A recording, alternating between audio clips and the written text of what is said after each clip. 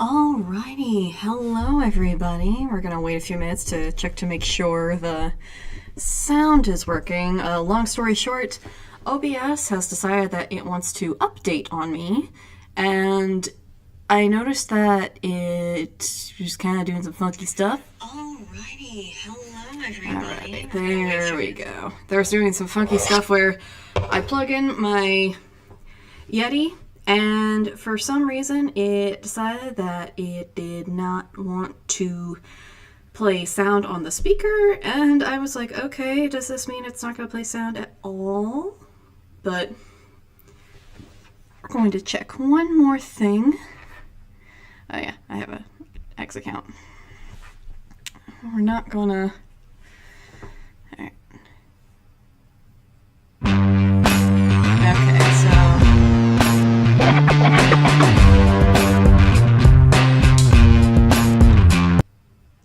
so I did not know that before, where when it comes to the audio input and the output, the sound would only play through my earbuds. It would not play, from my speakers. I guess I didn't notice because I always wear my headphones while I'm streaming, so it's like, of course, everything sounds fine on my end. It's coming through clearly to me through my headphones, so of course it's going well. Turns out that wasn't the case this whole time. I did not know that. Alright. Oh, by the way, got the post from Mike Barron, and apparently Sherlock Holmes Leviathan is going to be shipped out soon. Yay! Can't wait to do a review on that. Alright. Anyway, business time. So, I set up a poll for you guys to decide what I'm going to be reading today for Slowdown Sunday. I gave you guys a few options, and you guys decided to do a tie on me. That didn't help. So, I have a coin right here, and we are going... I was going to flip it, but when I tried practicing it before the stream, I kept flipping it into everywhere, including the incense dish. So I'm just going to spin it here on the table, smack it down, and see what we got. So, heads, we're going to be reading Dracula, and tails, we're going to be reading a Conan story. Alright? 50-50 chance. So.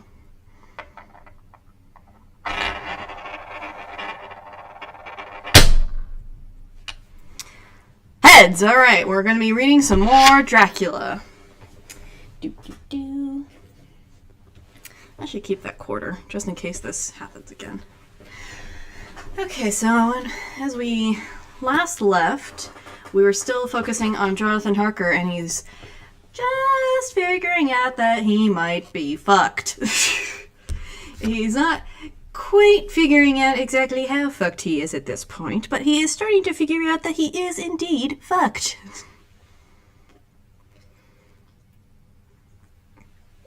Having some Rhinegeist truth tonight. Alright, so Chapter 3. We are still reading from Jonathan Harker's journal.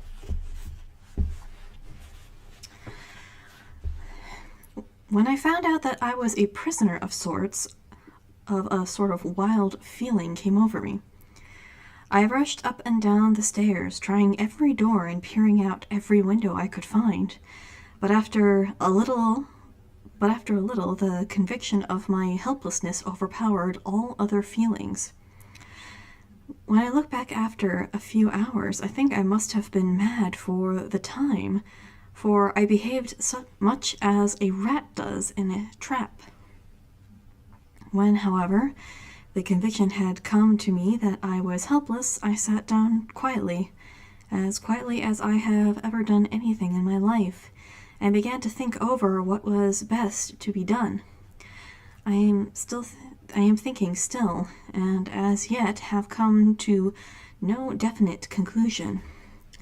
Of one thing only am I certain, that it is no use making my ideas known to the Count. He knows well that I am imprisoned, and as he has done it himself, and has doubtless his own motives for it. He would only deceive me if I trusted him fully with the facts. So far as I can see, my only plan will be to keep my knowledge of my fears to myself and my eyes open. I know, either being deceived like a baby by my own fears, or else I am in desperate straits, and if the latter be so, I need, and shall need, all my brains to get through. I had hardly come to this conclusion when I heard the great door below shut, and knew that the Count had returned. He did not come at once into the library, so I went cautiously to my own room and found him making the bed. This was odd, but only confirmed what I had all along thought, that there were no servants in the house. When later I saw him through the chink of the hinges of the door, laying the table in the dining room, I was assured of it. For if he does himself all these menial offices, surely it is proof that there is no one else to do them. This gave me a fright, for if there is no one else in the castle, it must have been the Count himself who was the driver of the coach that brought me here. Okay, so we are confirming that he was the coachman. This is a terrible thought, for if so, what does it mean that he could control the wolves as he did by holding up his hand in silence? How was it that all the people at Bisrick and on the coach had some terrible fear for me? What meant the giving of the crucifix, of the garlic, of the wild rose, of the mountain ash? Bless that good woman who hung the crucifix round my neck, for it is a comfort and a strength to me whenever I touch it. It is odd that a thing which I have been taught to regard with disfavor and as idolatrous should in a time of loneliness and trouble be of help. I'm guessing Harker is Protestant then. Wearing the cross is a Christian thing in general, but like a crucifix or a rosary is more of a Catholic-ish thing. So I guess he's like, why the hell should I wear this? And it's like, oh wait, that's why it's there.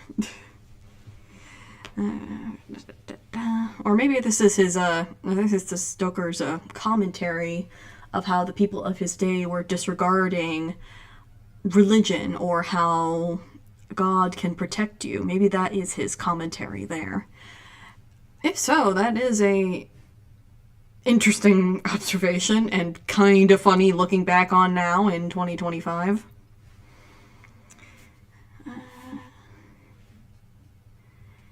Is it that there is something in the essence of the thing itself, or that it is a medium, a tangible help in conveying memories of sympathy and comfort?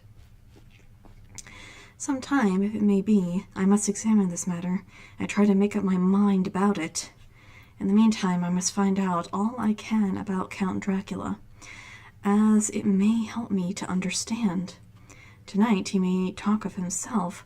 If I turn the conversation that way, I must be very careful, however, not to wake his suspicion. I'm sorry, folks. Midnight. I have had a long talk with the Count.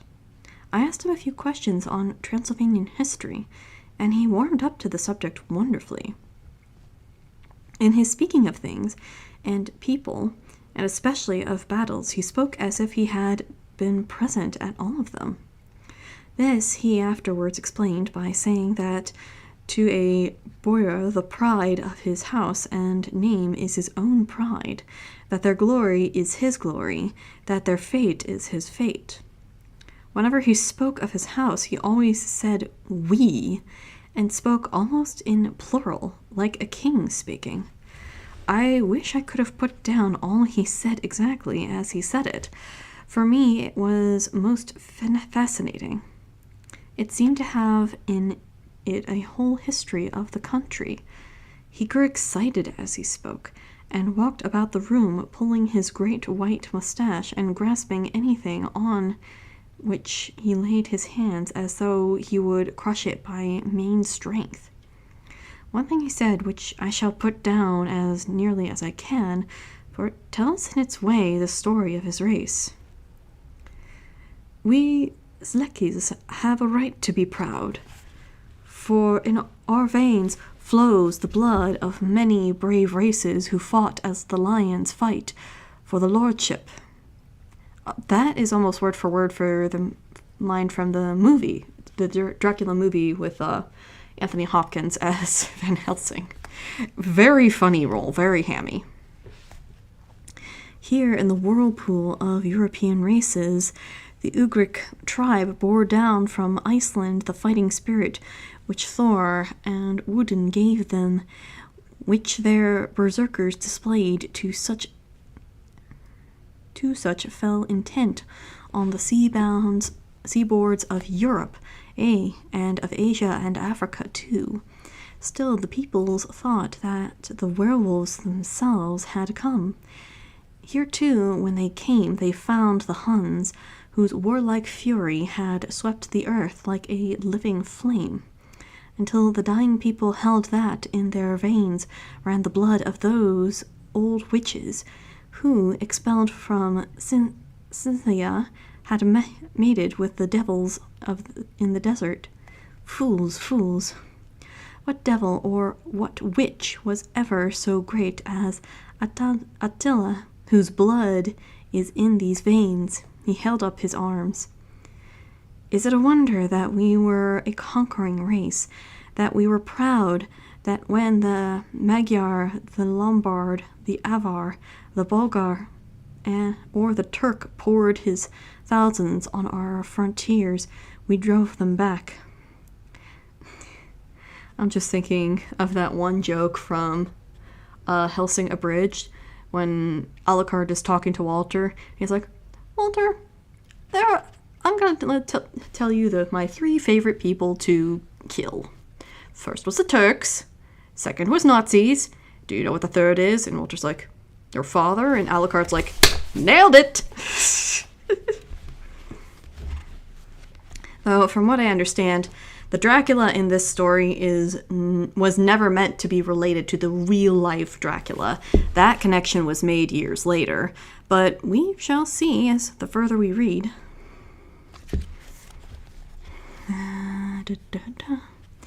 Is it strange that when Arpad and his legions swept through the Hungarian fatherland, he found us here when he reached the frontier, that the Honfoglas was completed there, and when the Hungarian flood swept eastward and Slenskis were claimed as kindred by the victorious Magyars, and to us for centuries was trusted the guarding of the frontier of Turkeyland. And more than that, endless duty of the frontier guard, for, as the Turks say, water sleeps, an enemy is sleepless. Who more gladly than we throughout the 4 nations received the bloody sword, or at its warlike call flocked quicker to the standard of the king? When was redeemed that great shame of my nation, the shame of Kasova, when the flags of the Wallach and the Magyar went down beneath the crescent? Who was it but one of my own race, who was Volvod, crossed the Dombun and beat the Turk on his own ground? This was a Dracula indeed. Oh, I guess I stand corrected. I guess it's somewhat implied that it is the Dracula. Alright. I guess I apologize. Was it not this Dracula indeed who inspired that other of his race, who in a later age again and again brought his forces over the great river into Turkeyland, who, when he was beaten back, came again and again and again, though he had to come alone from the bloody field where his troops were being slaughtered, since he knew that he alone could ultimately triumph. They said that he thought only of himself. Bah! What good are peasants without a leader? Where ends the war without a brain and a heart to conduct it? Again, after the Battle of Mohacs, we threw off the Hungarian yoke. We of the Dracula blood were among their leaders, for our spirit would not brook that which were not free.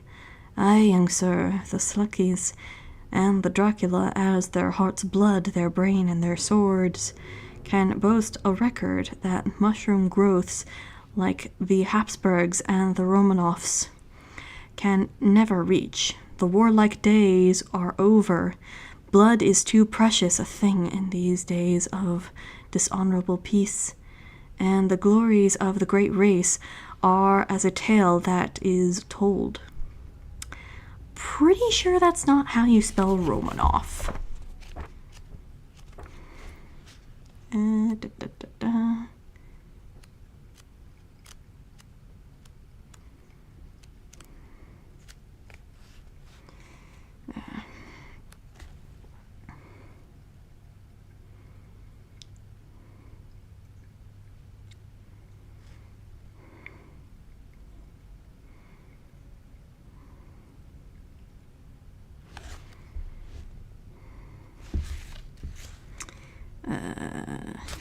I'm looking at the notes in the back here.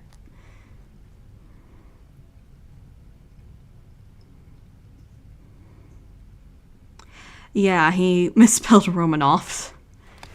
Oh well. Russian words do sound very different from how they're supposed to be spelt. So do French words. A lot of French words are very different from how they're supposed to be pronounced with their spellings.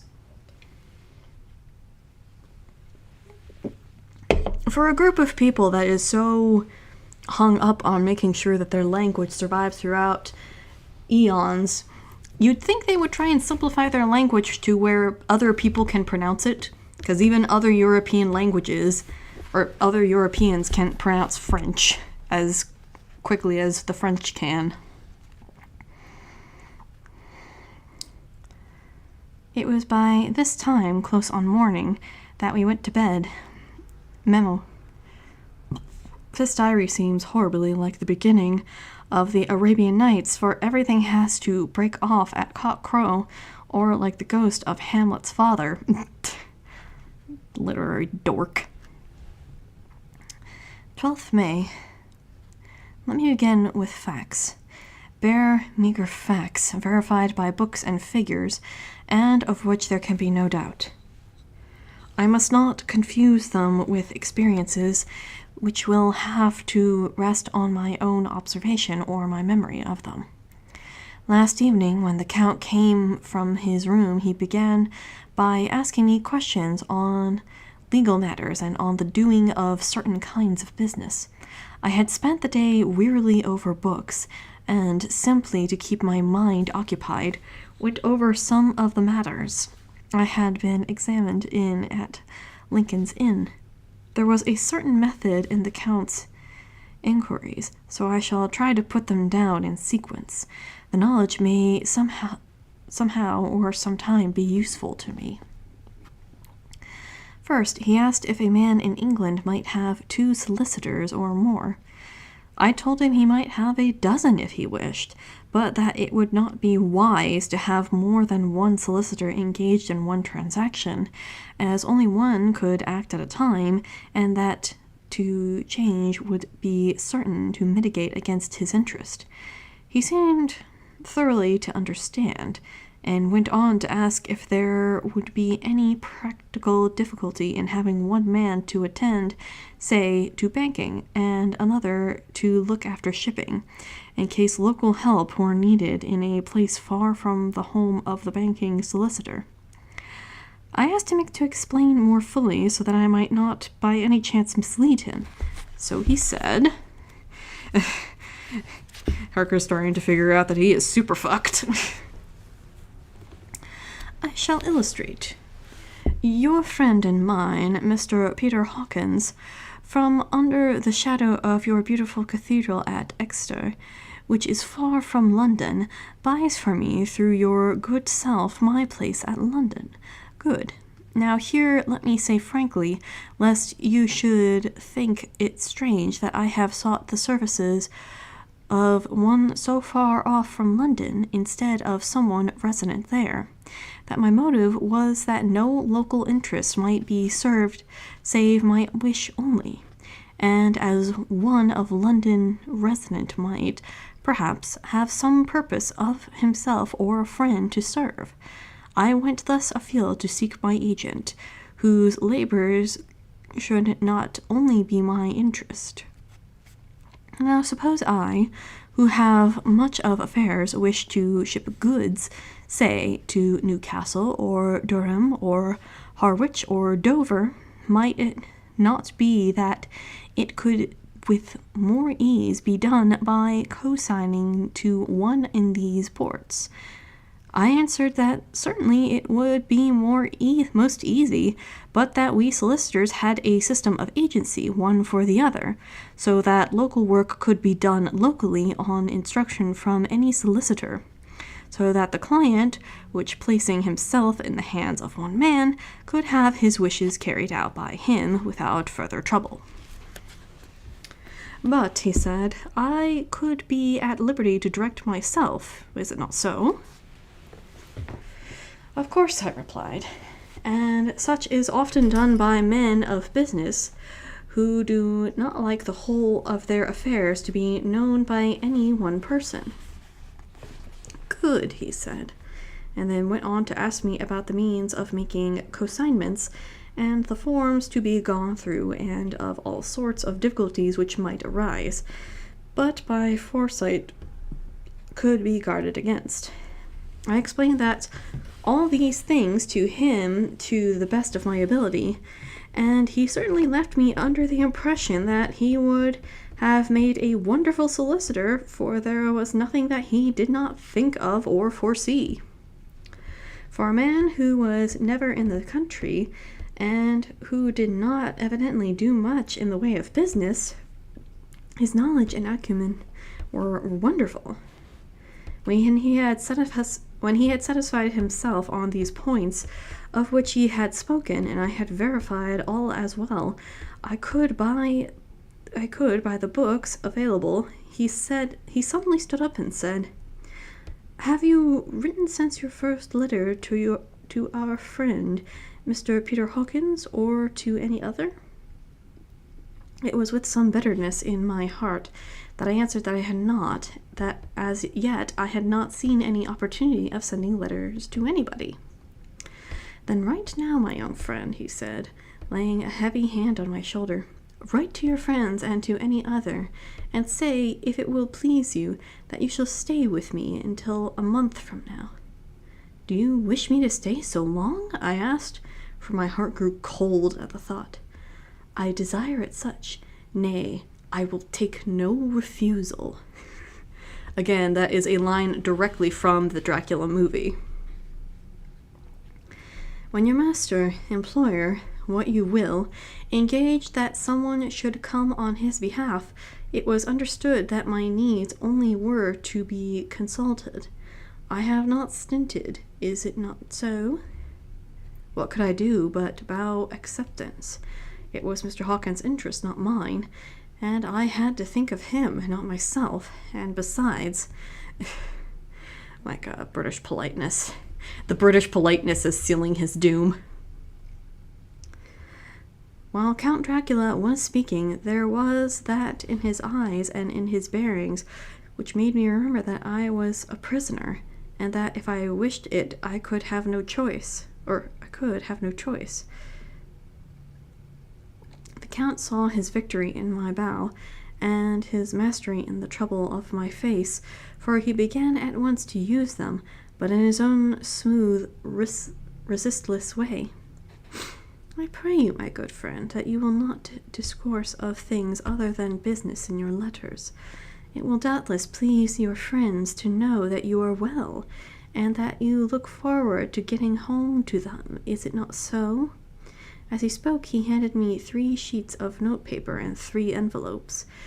They were all of the thinnest foreign post, and looking at them, then at him, and noticing his quiet smile with the sharp canine teeth laying over the red under lip, I understood as well as if he had spoken that I should be careful in what I wrote, for he would be able to read it. So I determined to write only formal notes now, but to write fully to Mr. Hawkins in secret, and also to Mina, for to her I could write in shorthand, which would puzzle the Count if he did see it. When I had written my 2 letters, I sat quiet, reading a book whilst the Count wrote several notes, referring as he wrote them to some books on his table. Then he took up my 2 and placed them with his own, and put by his writing materials, after which, the instant the door had closed behind him, I leaned over and looked at the letters, which were face down on the table. I felt no compunction in doing so, for under the circumstances I felt I should protect myself in every way I could. One of the letters was directed to Samuel L. Billington, number 7, The Crescent, Whitby. Another to Herr Leutner of Varna. The third was to Counts & Co., London, and the fourth to Herrn Klopstock and Billrunth, bankers, Budapest. The second and fourth were unsealed. I was just about to look at them when I saw the door handle move. I sank back in my seat, having just had time to replace the letters as they had been, to resume my book before the Count, holding still another letter in his hand, entered the room.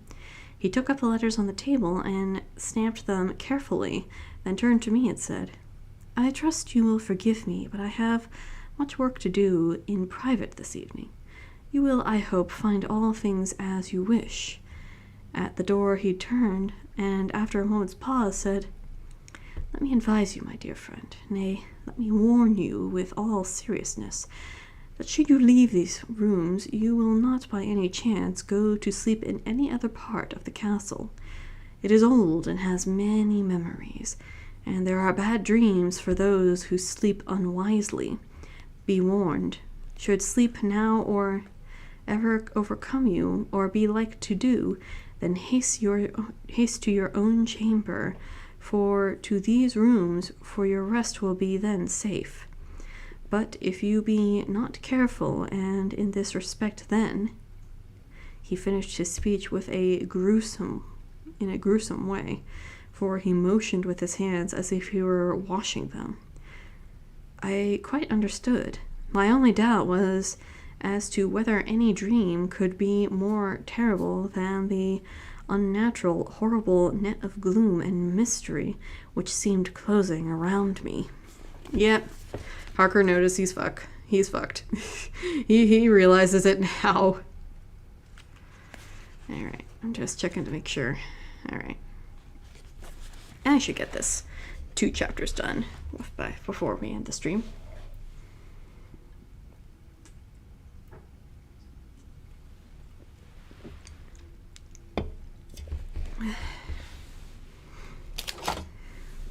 Later. I endorsed the last words written, but this time there was no doubt in question. I shall not fear to sleep in any place where he is not. I have placed the crucifix over the head of my bed. I imagine that my rest is thus freer from dreams, and there it shall remain. When he left me, I went to my room. After a little while, not hearing any sound, I came out and went up the stone stair to where I could look out towards the south. There was some sense of freedom in the vast expanse, inaccessible though it was to me, as compared with the narrow darkness of the courtyard. Looking out on this, I felt that I was indeed in prison, and I seemed to want a breath of fresh air, though it were of the night. I am beginning to feel this nocturnal existence tell on me. It is destroying my nerve. I start at my own shadow, and am full of all sorts of horrible imaginings. God knows that there is ground for any terrible fear in this accursed place. I looked out over the beautiful expanse, bathed in soft yellow moonlight, till it was almost as light as day. In the soft light, the distant hills became melted, and the shadows in the valley and gorges of velvety blackness. The mere beauty seemed to cheer me. There was peace and comfort in every breath I drew. As I leaned from the window, my eye was caught by something moving a story below me, and somewhat to my left, where I imagined, from the lie of the rooms, that the windows of the Count's own room would look out. The window at which I stood was tall and deep, stone mullioned, and through weather worn. It was still complete, but it was evidently many a day since the case had been there. I drew back behind the stonework and looked carefully out. What I saw was the Count's head coming out from the window. I did not see the face, but I knew the man by the neck and the movement of his back and arms. In any case, I could not mistake the hands, which I had had so many opportunities of studying.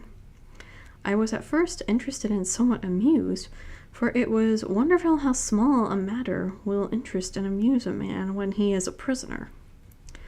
But my very feelings changed to repulsion and terror when I saw the whole man slowly emerge from the window and began to crawl down the castle wall over that dreadful abyss, face down, with his cloak spreading out around him like great wings. At first, I could not believe my eyes. I thought it was some trick of the moonlight, some weird effect of shadow, but I kept looking, and it could not be no delusion. I saw the fingers and toes grasp the corners of the stones, worn clear by the mortar, by the stress of years, and by thus using every projection and inequality move downwards with considerable speed, just as a lizard moves along the wall. What manner of this man is this, or what manner of creature is it that in the semblance of a man? I feel the dread of this horrible place overpowering me. I am in fear, in awful fear, and there is no escape for me. I am encompassed about with terrors that I dare not think of. See, Harker, if you were not being your polite British self, you would have gotten out of this situation sooner. 15th May. Once more I have seen the Count go out in his lizard fashion. He moved downward in a sidelong way, some 100 feet down and a good deal to the left. He vanished in some hole or window. When his head had disappeared, I leaned out to try and see more, but without avail. The distance was too great to allow a proper angle of sight. I knew he had left the castle now, and thought to use the opportunity to explore more than I had dared to do as yet. I went back to the room, and taking a lamp, tried all the doors. They were all locked, as I had expected, and the locks were comparatively new, but I went down the stone stairs to the hall where I had entered originally. I found I could pull back the bolts easy enough and unhook the great chains, but the door was locked, and the key was gone. That key must be in the Count's room.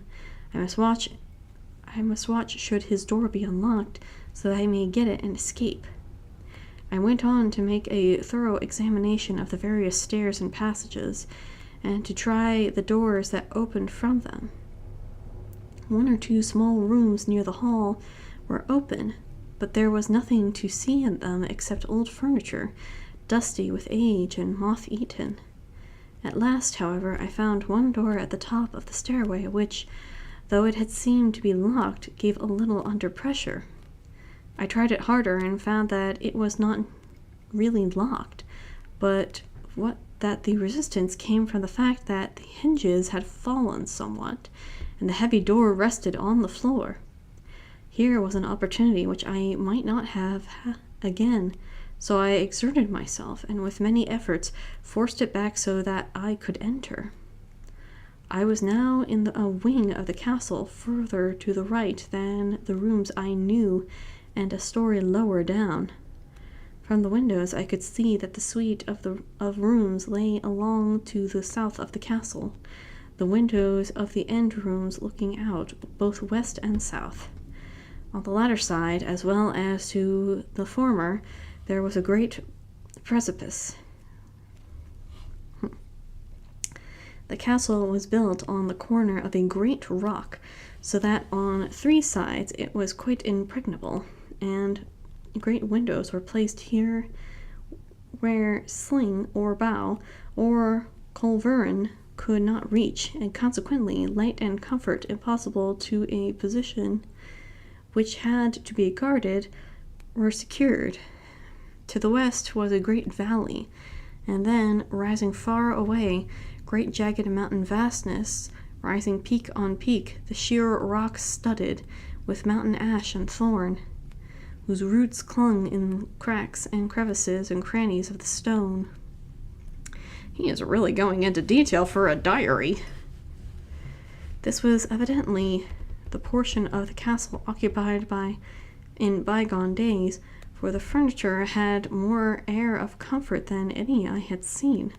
The windows were curtainless, and the yellow moonlight, flooding in through the diamond panes, enabled one to see even colors, whilst it softened the wealth of dust which lay over all and disguised in some measure the remains of time and the moth.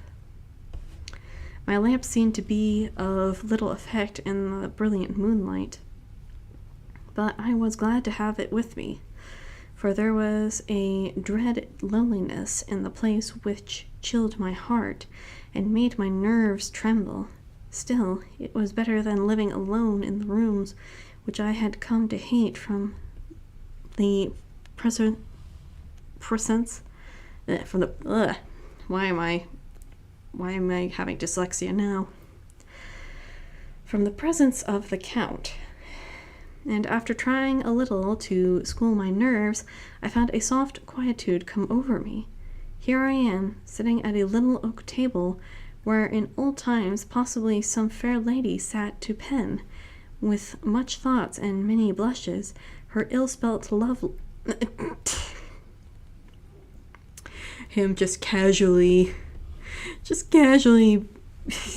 implying that women are terrible spellers. I mean, I am a terrible speller, but I don't think I am, representative of most women. And writing in my diary in shorthand all that has happened since I closed it last. And it is 19th century up to date with a vengeance.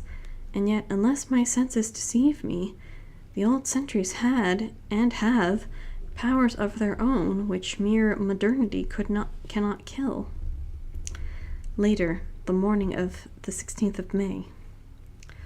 God preserve my sanity, for to this I am reduced.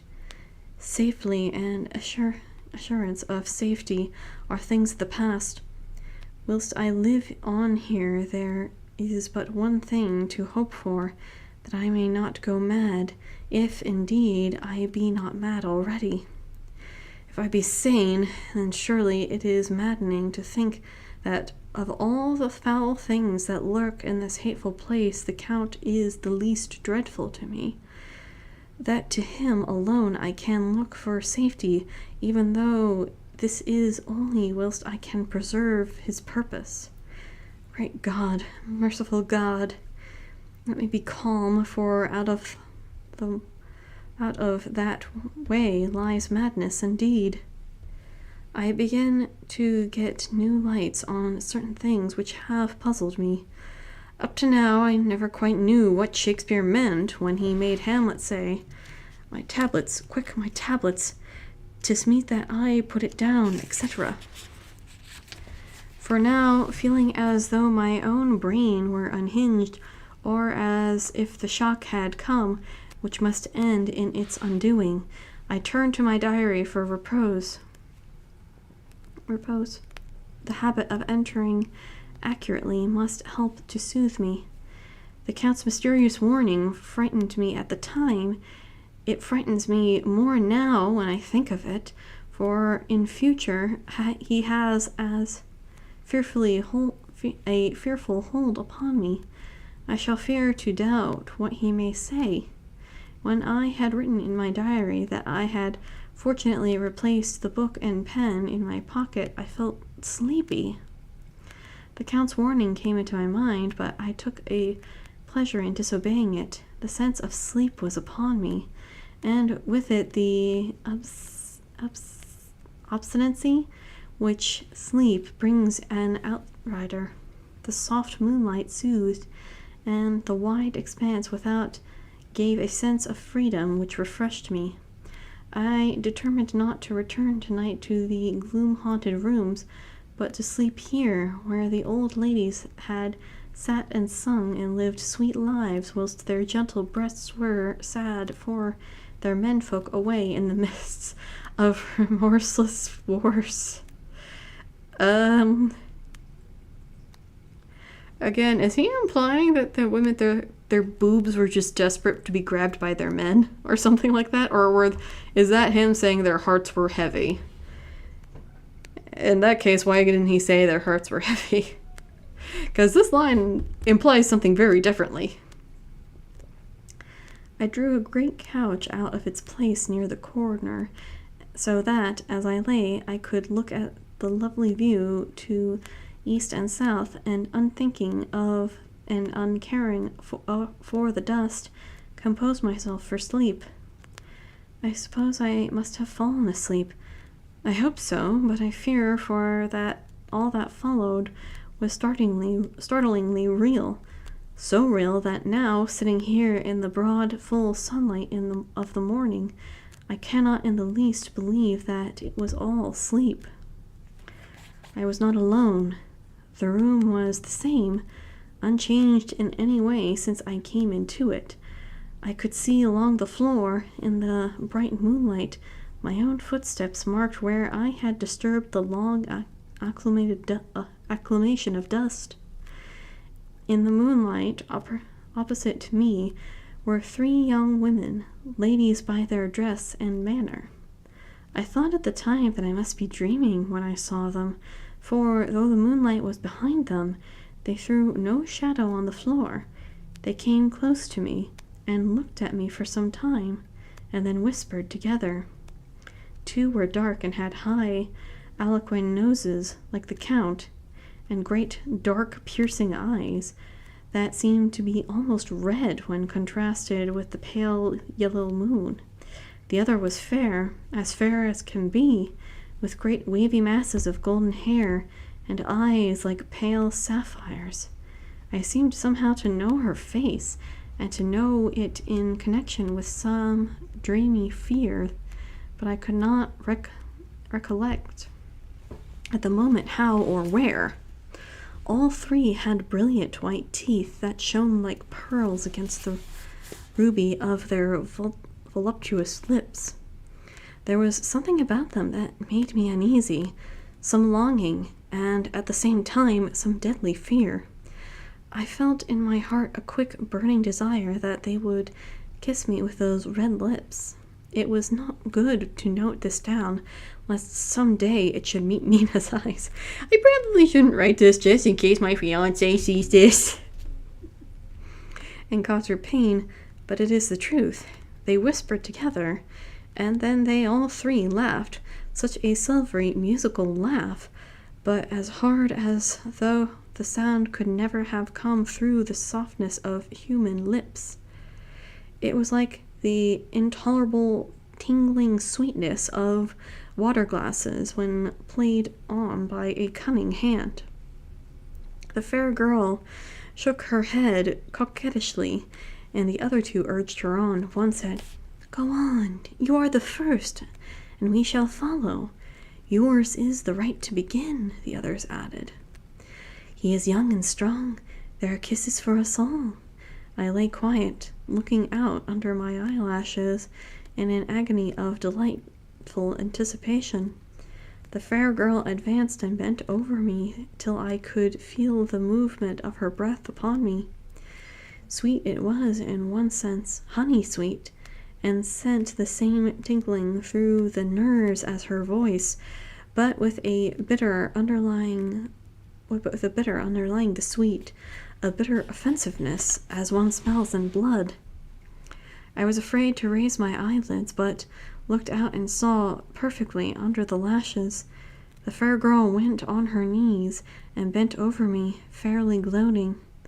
There was a deliberate voluptuousness which was both thrilling and repulsive, and as she arched her neck, she actually licked her lips like an animal, till I could see in the moonlight the moisture shining on the scarlet lips and on the red tongue as it lapped the white, sharp teeth. Lower and lower went her head as the lips went below the range of my mouth and chin. Okay, this is starting to sound like smut in a weird way. It's like, he's like, yeah, I realize I'm in danger, but this is also kind of hot. And as much as anyone would like to judge him, I know for a fact there are plenty of men who would be totally into this. Just look at all the simps going after the Twitch models and the OnlyFans models. There are men who would absolutely pay good money to have a sexy vampire just drain all of their blood. They would pay for that privilege.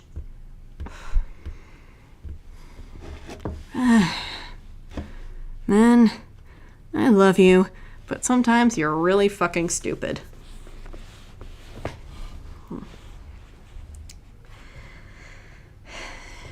Alright, I could hear.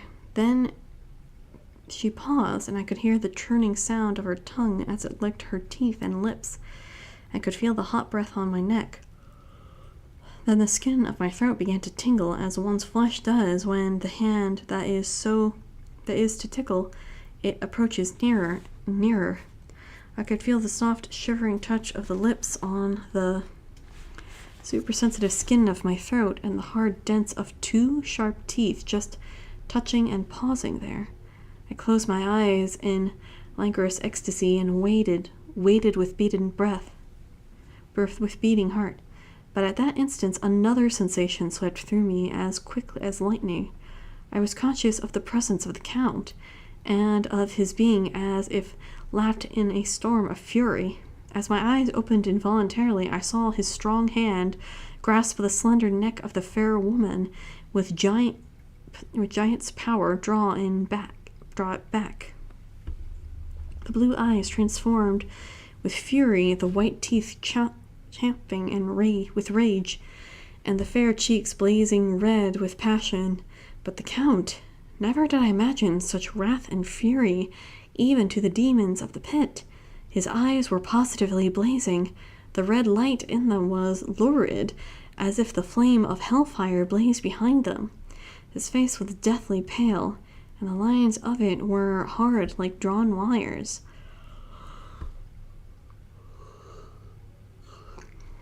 The thick eyebrows that met over the nose now seemed like a heaving bar of white-hot metal. With a fierce sweep of his arm, he hurled the woman from him, and then motioned to the others as though he were beating them back. It was the same imperious gesture that I had seen used on the wolves, and a voice which, though low and almost in a whisper, seemed to cut through the air and then ring around the room as he said, "How dare you touch him, any of you? How dare you cast eyes on him when I had forbidden it? Back, I tell you all. This man belongs to me. Beware how you meddle with him, or you'll have to deal with me."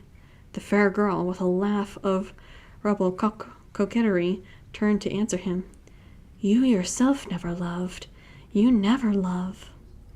On this the other women joined, and much a mirthless, hard, soulless laughter ran through the room that it almost made me faint to hear. It seemed like the pleasure of friends, Then the Count turned after looking at my face attentively and said in a soft whisper, "Yes, I too can love. You yourselves can tell it from the past. Is it not so? Well, now I promise you that when I am done with him, you shall kiss him at your will. Now go, go. I must awaken him, for there is work to be done." "Are we to have nothing tonight?" said one of them, with a low laugh, as she pointed to the bag which he had thrown upon the floor, and which moved as though there were some living thing within it. For answer he nodded his head. One of the women jumped forward and opened it. If my ears did not deceive me, there was a gasp and a low wail, as if of a half-smothered child. The women closed round, whilst I was aghast in horror, but as I looked they disappeared, and with them the dreadful bag. There was no door near them, and they could not have passed me without my noticing. They simply seemed to fade into the rays of the moonlight and pass out through the window, for I could see outside the dim, shadowy forms of a movement before they entirely faded away. Then the horror overcame me, and I sank down unconscious. He fainted like a woman. I'm starting to think that these chapters, they aren't like, these chapters are cutting the journal entries in half, which I get. I guess I get.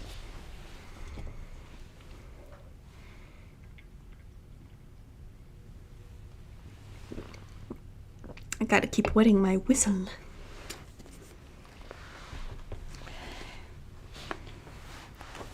Jonathan Harker's journal continued, Chapter 4. I awoke in my own bed.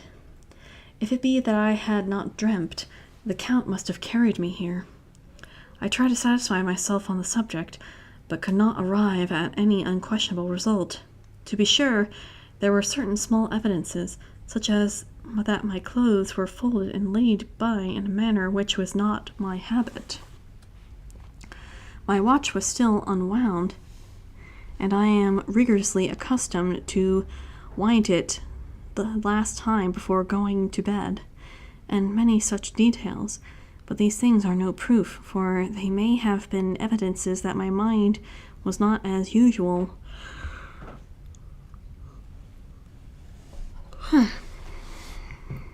And, from some cause or another, I had certainly been much upset. I must watch for proof. Of one thing I am glad. If it was that the Count carried me here and undressed me, he must have been hurried in his task, for my pockets are intact. I am sure this diary would have been a mystery to him, which he would not have brooked. He would have taken it or destroyed it. As I look around this room, although it had been to me so full of fear, it is now a sort of sanctuary, for nothing can be more dreadful than those awful women who are waiting to suck my blood. Yeah, now he's really realizing he's fucked.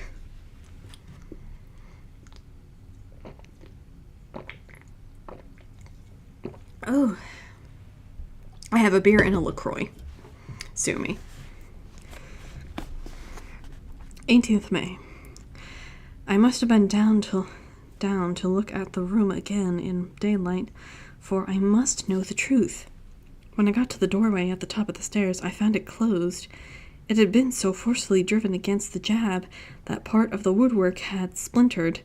I could see that the bolt of the lock had not been shot, but the door was fastened from the inside. I fear it was no dream, and I must act on this surmise. Ugh. 19th May. I am surely in the toils. Last night the Count asked me, in the suavest of tones, to write 3 letters, one saying that my work here was nearly done, and that I should start for home within a few days. Another that I was starting on the next morning from the time of the letter, and the third that I had left the castle and arrived at Bistrick. I would fain have rebelled, but felt that in the present state of things it would be madness to quarrel openly with the Count whilst I am so absolutely in his power.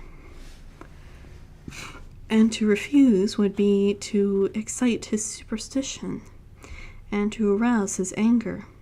He knows that I know too much, and that I must not live, lest I be dangerous to him. My only chance is to prolong my opportunities. Something may occur which will give me a chance to escape. I saw in his eyes something of that gathering wrath which was manifest when he hurled that fair woman from him. He explained to me that posts were very few and uncertain, and that my writing now would ensure ease of mind to my friends, and he assured me with so much impressiveness that he would countermand the lighter letters, which would be held over at Bisrick until due time, in case chance would admit of my prolonging my stay, that to oppose him would have been to create new suspicion. I therefore pretended to fall in with his views, and asked him what dates I should put on the letters. He calculated a minute, and then said, the first should be June 12th, the second June 19th, and the third June 29th. I know now the span of my life. God help me. Yeah, that is very... Ooh. 20th May. There is a chance of escape, or at any rate of being able to send word home. A band of Sanzi had come to the castle and are encamped in the courtyard. These Sanzi are gypsies. I have noted them in my book. They are peculiar to this part of the world, though allied to the ordinary gypsies all the world over. There are thousands of them in Hungary and Transylvania, who are almost outside all law. They attach themselves as a rule to some great noble or boya, and call themselves by his name. They are fearless and without religion, save superstition, and they talk only their own varieties of the Romani tongue. I shall write some letters home, and shall try to get them to have them posted. I have already spoken to them through my window to begin an acquaintanceship.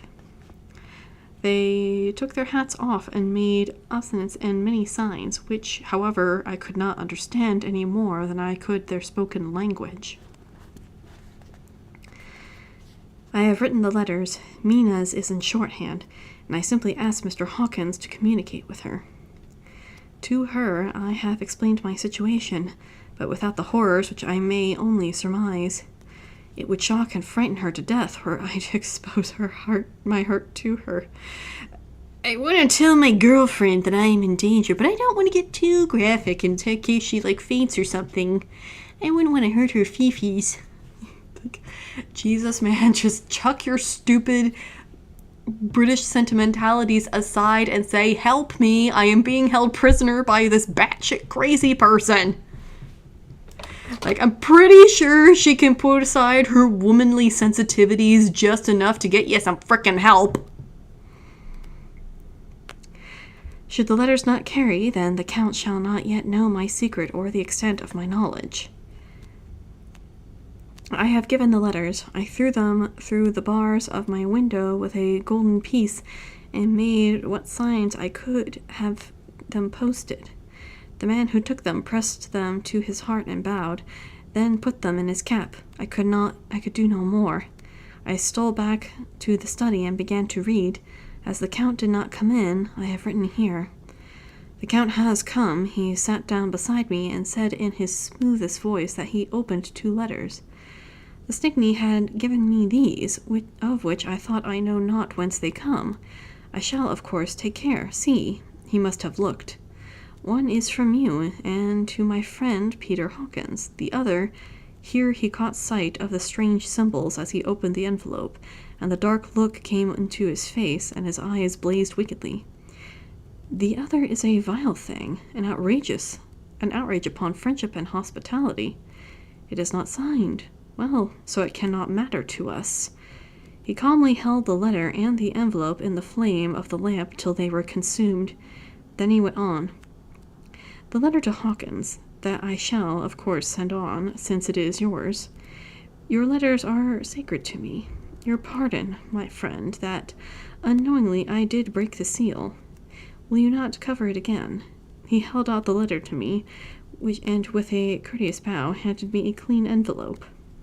I could only redirect it and hand it to him in silence. When he went out of the room, I could hear the key turn softly. A minute later I went over and tried it, and the door was locked. When an hour or two after the Count came quietly into the room, his coming wakened me, for I had gone to sleep on the sofa. He was very courteous and very cheery in his manner, and seeing that I had been sleeping, he said, "So, my friend, you are tired? Go to bed. There is the Surrest rest. I may not have the pleasure to talk tonight, since there are many labors to me, but you will sleep, I pray." I passed to my room and went to bed, and, strange to say, slept without dreaming. Despair has its own calms. I guess that's one way to say it. 31st of May. This morning when I woke, I thought I would provide myself with some paper and envelopes from my bag and keep them in my pocket, so that I might write in case I should get an opportunity. But again a surprise, and again a shock. Every scrap of paper was gone, and with it all my notes, my memorabilia relating to railways and travel, my letter of credit. In fact, all that might be useful to me were I once outside the castle. I sat and pondered a while, and then some thought occurred to me, and I made search of my portmanteau and in the wardrobe where I placed my clothes. The suit in which I had traveled was gone, and also my overcoat and rug. I could find no trace of them anywhere. This looked like some new scheme of villainy. A new scheme of villainy, or Dracula's just borrowing your shit. Either way. 17th June. This morning I was sitting on the edge of my bed, cudgeling my brain. I heard without a cracking of whips and pounding and scraping of horses' feet up a rocky path beyond the courtyard. With joy I hurried to the window and saw drive into the yard 2 great later wagons, which drawn by 8 sturdy horses, and at the head of each pair a Slovak. With his wide hat, great nail-studded belt, dirty sheepskin, and high boots, they had also their long stave in hand. I ran to the door, intending to descend and try to join them through the main hall, as I thought that way might be opened for them. Again, a shock. My door was fastened on the outside. Dracula has picked up that you know. And you're not getting out, buddy. I mean, you are, because I know the story, but you're not getting out right now. Excuse me, I must blow my nose.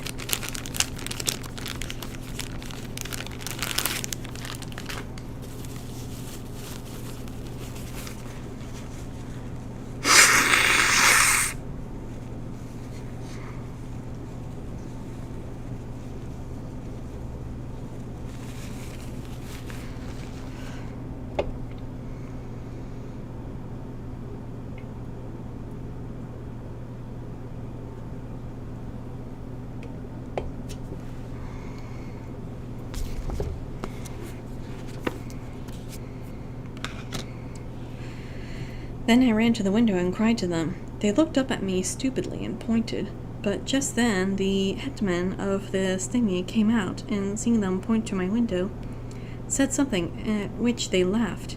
Henceforth no effort of mine, no piteous cry or agonized entreaty, would make them even look at me. They resolutely turned away. Their leather wagons contained great square boxes, with handles of thick rope. These were evidently empty by the ease in which the Slovaks handled them, and by their resonance as they were roughly moved.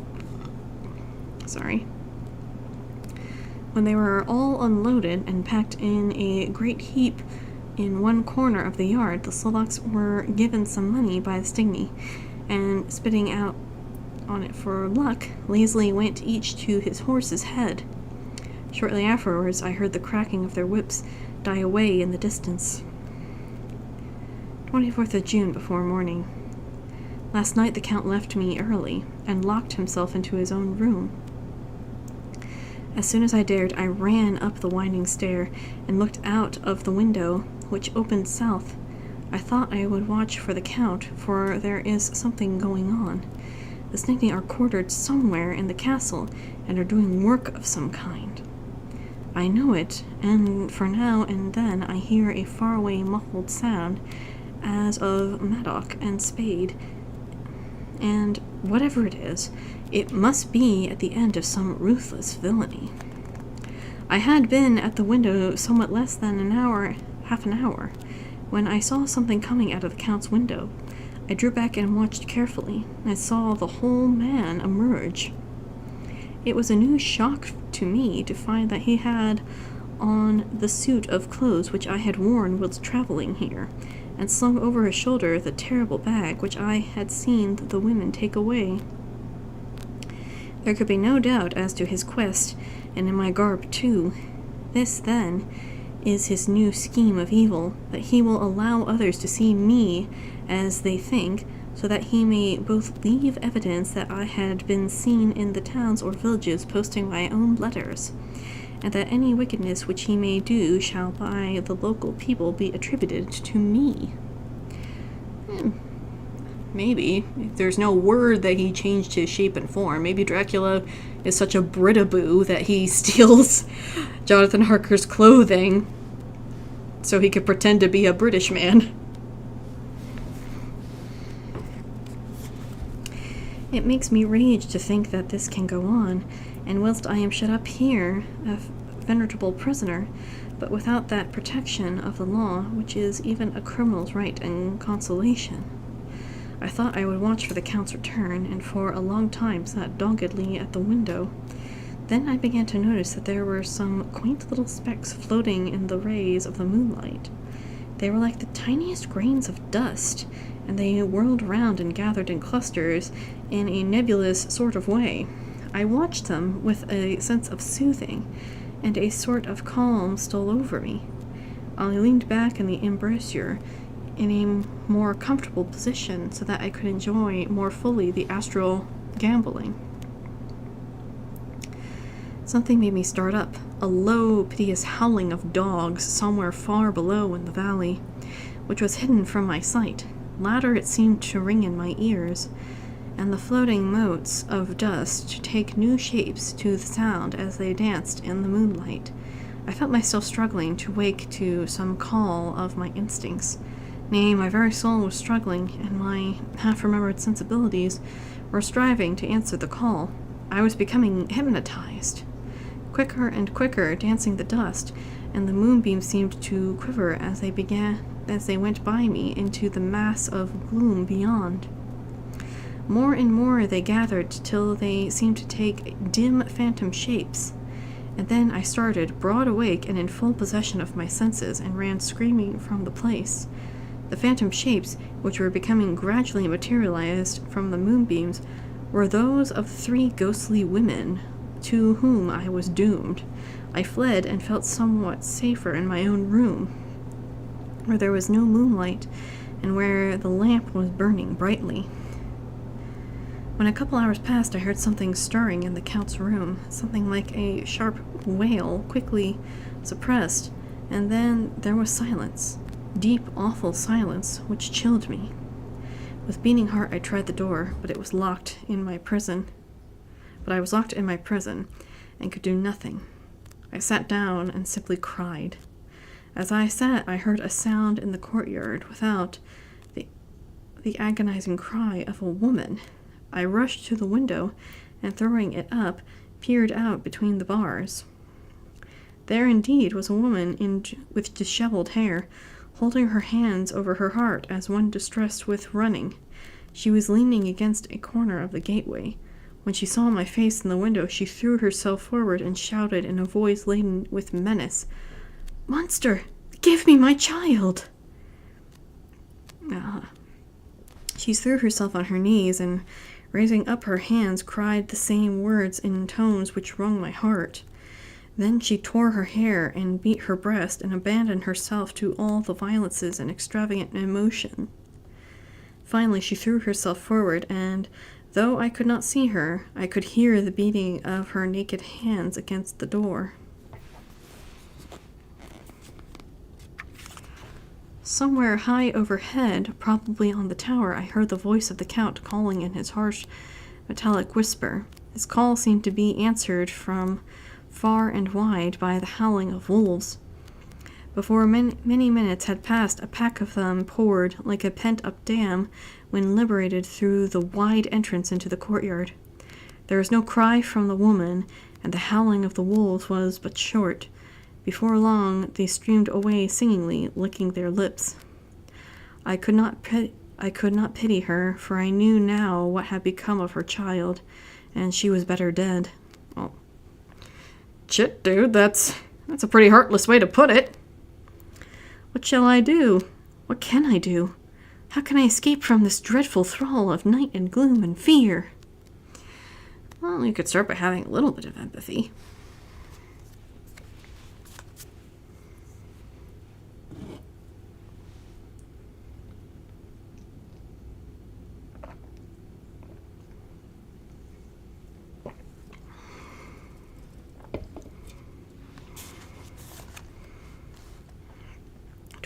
June 25th, morning.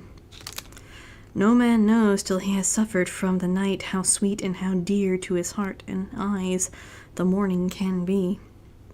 When the sun grew so high this morning that it struck the top of the great gateway opposite my window, the high spot which touched seemed to me as if the dove of the ark had lighted there. My fear fell from me as if it had been a vaporous garment, which dissolved in the warmth.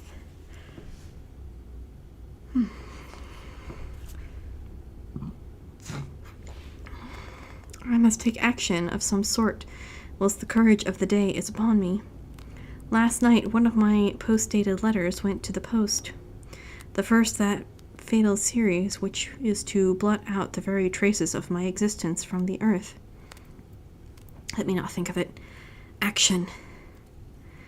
It has always been at night time that I have been molested or threatened, or in some way in danger or in fear. I have not yet seen the Count in the daylight. Can it be that he sleeps when the others wake, that he may be awake whilst they sleep?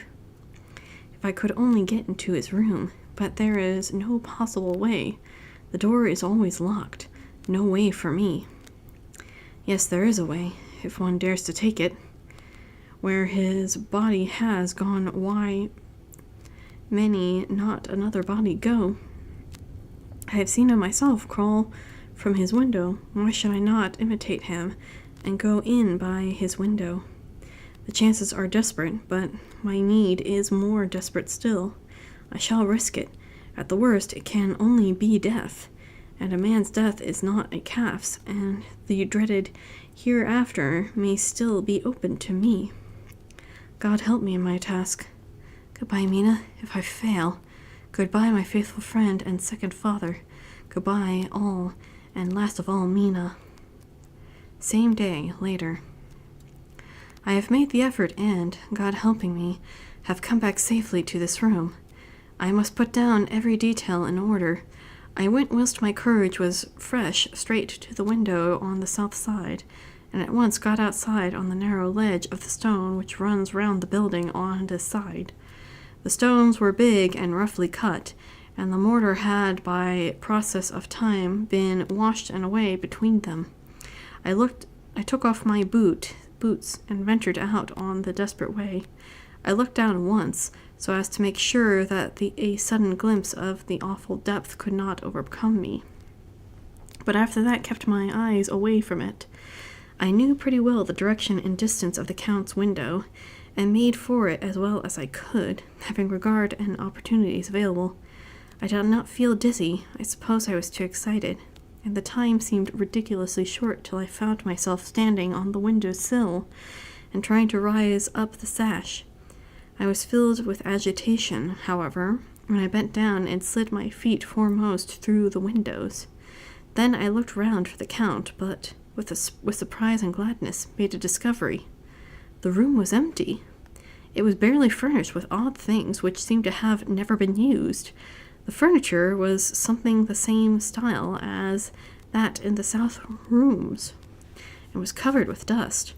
I looked for the key, but it was not in the lock, and I could not find it anywhere. The only thing I found was a great heap of gold in one corner.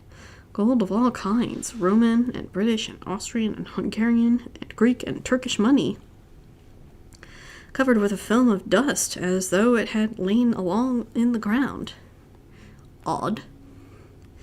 None of it that I noticed was less than 300 years old. There were also chains and ornaments, some jeweled, but all of them old and stained. At one corner of the room was a heavy door. I tried it, for since I could not find the key of the room or the key of the outer door, which has many objects in my search, I must make further examination, or all my efforts would be in vain. It was open, and led through a stone passage to a circular stairway, which went steeply down. I descended, minding carefully where I went, for the stairs were dark, being only lit by loopholes in the heavy masonry. At the bottom was a dark, tunnel-like passage, through which came a deathly sick odor, the odor of old earth newly turned. As I went through the passage, the smell grew closer and heavier.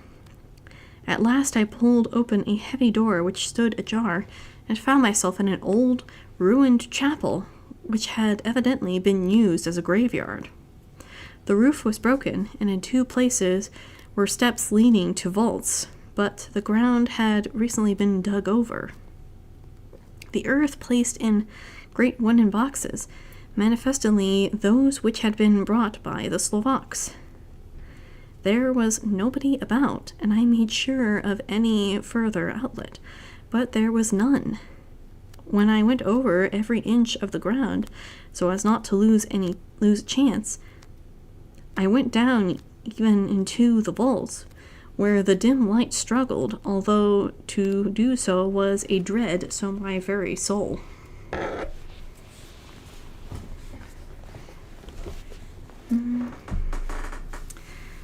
Into 2 of these I went, but saw nothing except fragments of old coffins and piles of dust. In the 3rd, however, I made a discovery. There, in one of the great boxes, of which there were 50 in all, on a pile of newly dug earth lay the Count. He was either dead or asleep, I could not say which, for the eyes were open and stony, but without the glassiness of death, and the cheeks had the warmth of life through all their pallor, and the lips were as red as ever. But there were no sign of movement, no pulse, no breath, no beating of heart. I bent over him and tried to find any sign of life, but in vain. He could not have lain there long, for the earthy smell would have passed away in a few hours. By the side of the box it was its cover, pierced the holes there and there, here and there. Blech. I thought he might have the keys on him, but when I went to search I saw the dead eyes, and in them, dead though they were, such a look of hate. Though unconscious of me or my presence, I fled from the place, and leaving the Count's room by the window, crawling again up the castle wall. Regaining my own chamber, I threw myself panting upon the bed and tried to think. 29th June. Today is the date of my last letter, and the Count has taken steps to provide that it was genuine, for again I saw him leave the castle by the same window and in my clothes. As he went down the wall, lizard fashion, I wished I had a gun or some lethal weapon, as I might destroy him, but I fear that no weapon wrought alone by man's hands would have any effect on him. I dare not wait to see him return, for I fear to see those weird sisters. I came back to the library and read there until I fell asleep. I was awakened by the Count, who looked at me as grimly as a man can look, as he said, "Tomorrow, my friend, we must part. You return to your beautiful England, I to some work which may have such an end that we may never meet. Your letter home has been dispatched. Tomorrow I shall not be here, but all shall be ready for your journey. In the morning come the Snigny, for who have some labors of their own here, and also some Slovaks. When they have gone, my carriages shall come for you, and shall bear you to the Borgo Pass to meet the diligence from the Bukovina to Bistris. But I am in hopes that I shall see more of you at Castle Dracula." I suspected him, and determined to test his sincerity. Sincerity! It seems like a profanation of the word to write it in connection with such a monster. So I asked him point blank, "Why may I not go tonight?" "Because, my dear sir, my coachman and horsemen are away on a mission." "But I would walk with pleasure. I want to get away at once." He smiled with a soft, smooth, diabolical smile that I knew there was some trick behind his smoothness. He said, "And your baggage?" "I care not about it. I can send for it some other time." The Count stood up and said, with a sweet courtesy which made me rub my eyes, it seemed so real, "You English have a saying which is close to my heart, for its spirit is that which rules our boyars. Welcome the coming, speed the parting guests.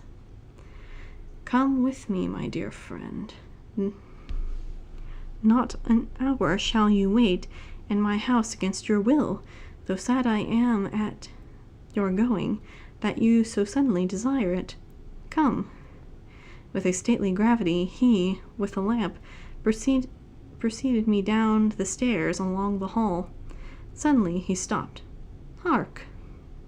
Close at hand came the howling of many wolves. It was almost as if the sound sprang up at the raising of his hand, just as the music of a great orchestra seemed to leap under the baton of the conductor. After a pause of a moment, he proceeded in his stately way to the door, drew back the ponderous bolts, unhooked the heavy chains, and began to draw it open. To my intense astonishment, I saw that it was unlocked. Suspiciously, I looked all round, but could not see no key of any kind. Gotta pause for a moment.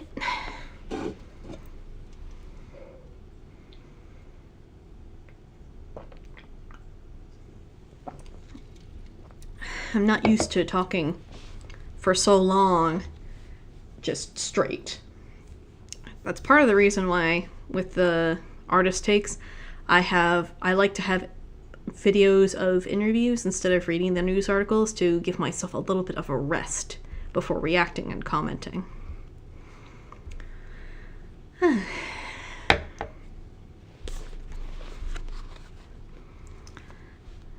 As the door began to open, the howling of the wolves without grew louder and angrier, their red jaws with clamping teeth and their blunt-clawed feet as they leaped came in through the opening door.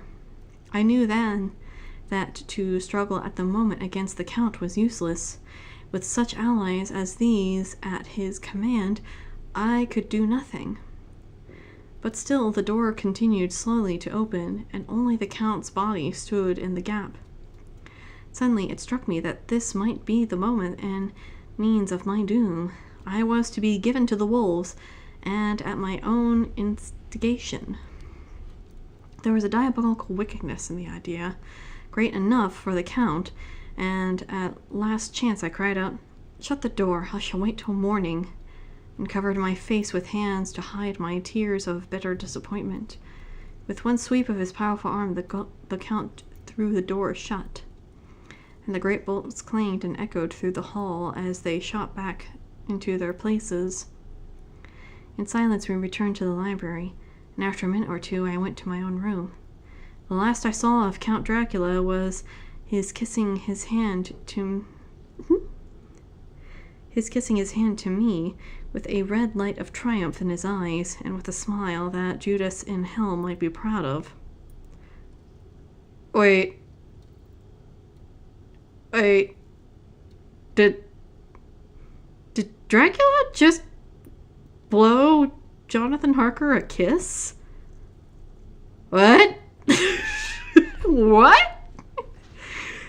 That, okay. Back to your own place. Your time is not yet come. Wait, have patience. Tomorrow night is yours. With a low, sweet ripple of laughter, and in a rage, I threw open the door and saw without the 3 terrible women licking their lips.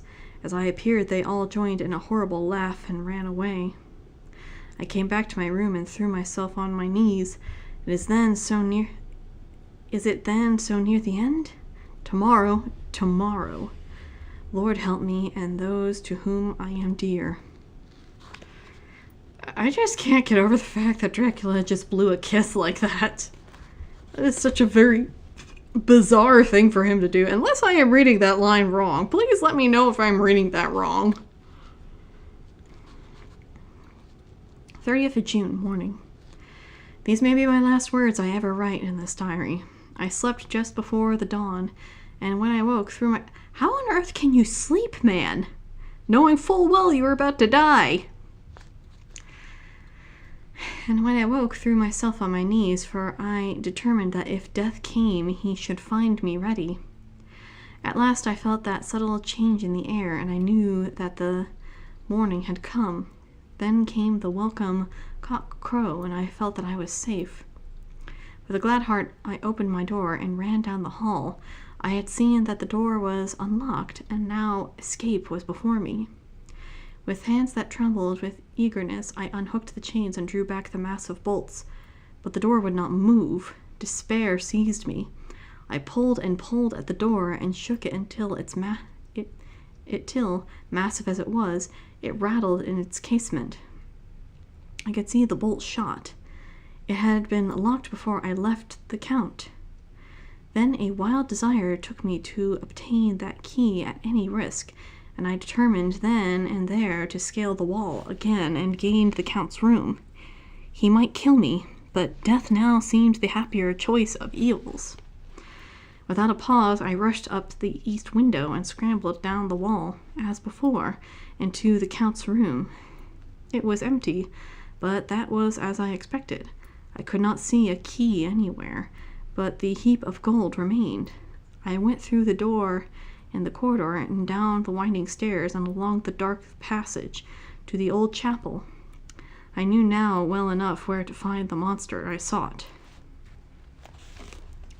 The great box was in the same place, close against the wall, but the lid was laid on it, not fastened down, but with the nails ready in their place to be hammered home.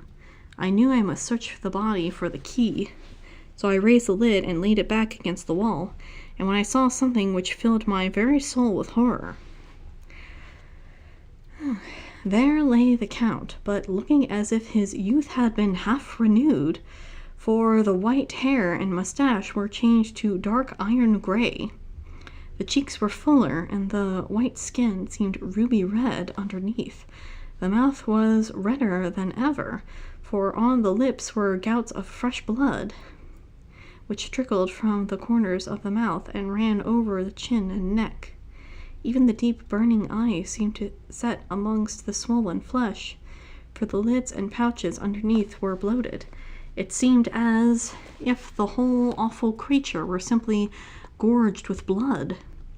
He lay like a filthy leech, exhausted with his repletion. I shuddered, and as I bent over to touch him, and every sense of me revolted at the contact. But I had to search or I was lost. The coming night might see my own body at banquet in a similar way to those horrid three. I felt all over the body, no sign could I find of the key. Then I stopped and looked at the Count. There was a mocking smile at the bloated face which seemed to drive me mad. This was the being I was helping to transfer to London, where, perhaps for centuries to come, he might, amongst its teeming millions, satiate his lust for blood and create a new and ever-widening circle of semi-demons to batten on the helpless. The very thought drove me mad. A terrible desire came upon me to rid the world of such a monster. There was no lethal weapon at hand, but I seized a shovel, which the workmen had been using to fill the cases, and lifted it high, struck with the edge downward at the hateful face. "Hit him with a stick!" What is it with you men and wanting to hit things with a stick? But as I did so, the head turned, and the eyes fell full upon me, as their blaze of basilisk horror. The sight seemed to paralyze me, and the shovel turned in my hand and glanced from the face, merely making a deep gash above the forehead. The shovel fell from my hand across the box. As I pulled it away, the flying of the blade caught the edge of the lid, which fell over again, and hid the horrid thing from my sight. The last glimpse I had was of the bloated face, blood-stained and fixed with a grin of malice which would have held its own in the nethermost hell. I thought and thought what should be my next move, but my brain seemed to be on fire, and I waited with a despairing feeling growing over me. As I waited, I heard in the distance a gypsy song sung by merry voices coming closer, and through their song the rolling of heaving wheels and cracking of whips. The Stagny and the Slovaks of whom the Count had spoken were coming. With a last look around and at the box which contained the vile body, I ran from the place and gained the Count's room, determined to rush out at the moment the door should be opened. With strained ears I listened and heard downstairs the grinding of the keys in great lock and falling back of the heavy door. There must have been some other means of entry, or someone had a key for one of the locked doors. Then there came the sound of many feet tramping and dying away in some passage, which sent up a clanging echo.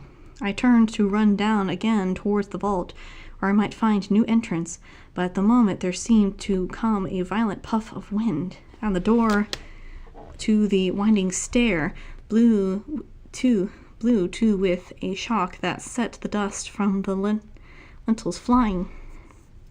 When I ran to push it open, I found that it was hopelessly fast. I was again a prisoner, and the net of doom was closing round me more closely. As I write, there is in the passage below a sound of many tramping feet and crash of weights being set down heavily, doubtless the boxes and their feet of earth. There is a sound of hammering. It is the box being nailed down. Now I can hear the heavy feet tramping again along the hall, with many other idle feet coming behind them. The door is shut, and the chains rattle. There is a grinding of the key in the lock. I hear the key withdrawn, then another door opens and shuts. I hear the creaking of the lock and bolt. Hark! In the courtyard, and down the rocky way, the roll of heavy wheels and crack of whips, and the chorus of Stagny as they pass into the distance. I am alone in the castle with those awful women. Faugh! Mina is a woman, and there is naught in common. They are devils of the pit. Well, that's one way to say it. I shall not remain alone with them. I shall try to scale the castle wall farther than I have yet attempted. I shall take some of the gold with me, lest I want it later. I may find a way from this dreadful place, and then away for home, away to the quickest and nearest train, away from this cursed spot, from this cursed land, where the devil and his children still walk with earthly feet.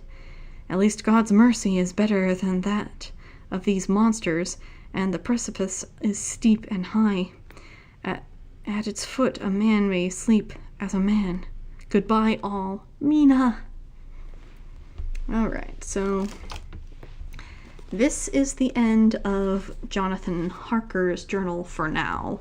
He will pop up at some point, but the rest is letters written by other people.